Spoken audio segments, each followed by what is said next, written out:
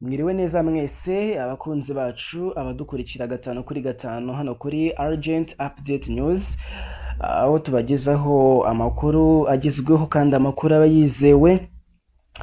Muri kumwe nanjye Jean Marie kuri mikoro za Urgent Update News. Ndashimira mwese abakoze subscribe, mbabwira ngo mwarakoze cyane kutugirira icyizere, ndetse nsaba namwe mwese mugeze kuri channel bwa mbere kugira ngo mukore subscribe maze amakuru yacu aje bagira gatanu kuri gatanu. Dore ko icya mbere burya aba ari amakuru kandi ikizima nicyo tuyakuramo.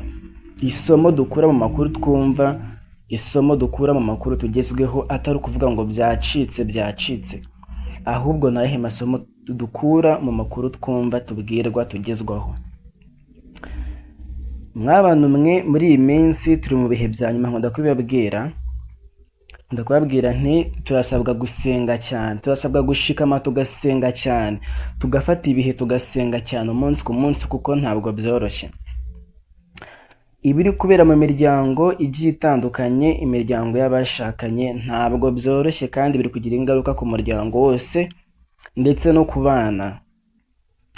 Iyo ikibazo kibaye mu muryango kigira ingaruka ku bana, kigira ingaruka no ku bazavuka n'abuzukuru, kigira ingaruka z'igihe kirekire.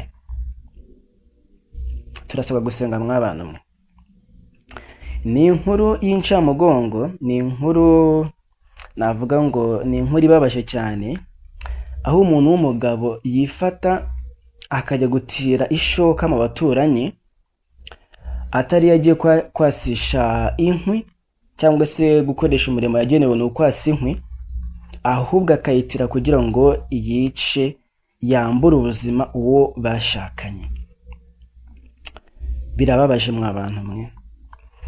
Aha ni mu karere ka Bugesera, ni mu mudugudu wa Rwero ya mbere, ni akagari ka Ramiro, umurenge wa Gashora ho mu karere ka Bugesera. Kuri tariki y'uyu munsi humvikanye inkuru. Uyu munsi turi 29 z'ukwezi kwa munane 2025.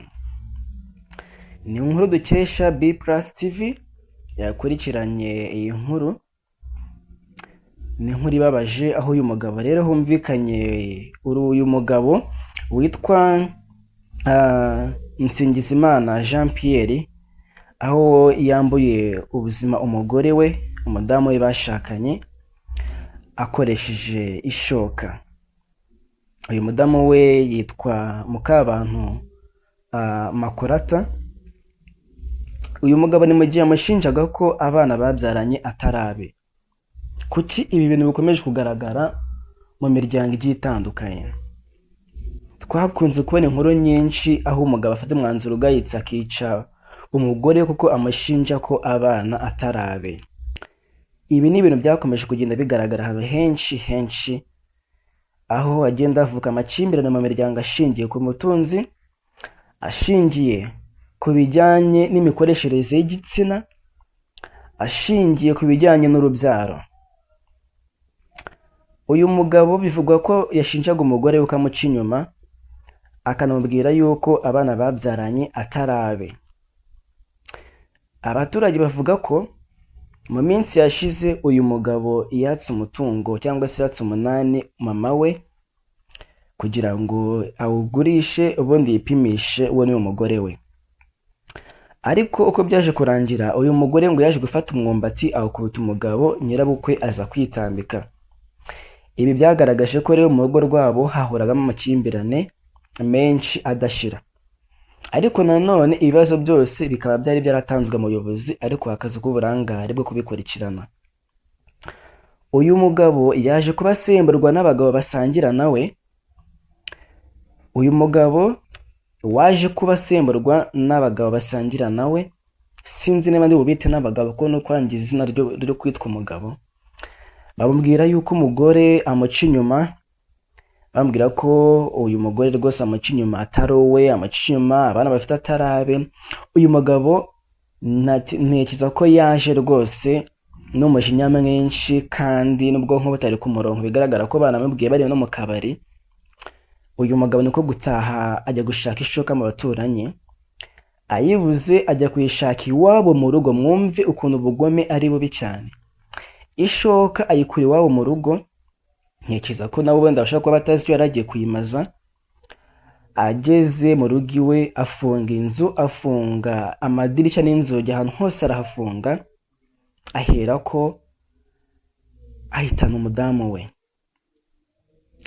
Abaturanyi nyuma yo kumva induru nyinshi cyane no gutabaza kwinshi mu nzu, birukanse bajya gutabara, ariko babura aho banyura. Uyu mugabo rero nuko yaje kuba yivugana umudamu we, amwambura ubuzima kandi amwica nabi. Murambabarira gukoresha iri jambo, yamwambuye ubuzima rwose. Ibyaje kurangira umugabo rero asohotse mu nzu ati ndamwishe, ndamurangije, igihe cyose bahereye banyita imbwa ariko ubu ndabirangije. Uyu mugabo yaje ko afatwa ajyanwa kuri RIB kugira ngo akurikiranwe n'inzego zibifitiye ububasha z'ubugenzacyaha RIB. Mwabanwe muri iyi minsi hari ibibazo bigenda bigaruka mu miryango. Icyo navuga nti rero mwabantu mwe birakomeye, turi mu minsi ya nyuma, ariko ntabwo dukwiye kugira ubwoba, dukwiye gutanga amakuru ku gihe. Niba dufite ko hari amakimbirane mu muryango runaka, dukwiye gutangira amakuru ku gihe kugira ngo ubuyobozi bubikurikirane, ariko n'abayobozi nabo bagashyiramo akabo kugira ngo bakemure ibibazo bitari byagera aha hantu. Ikindi kintu gikomeye mwabantu mwe, kuba mu rugo rudasenga ni ikibazo. Dukwiye gusenga cyane.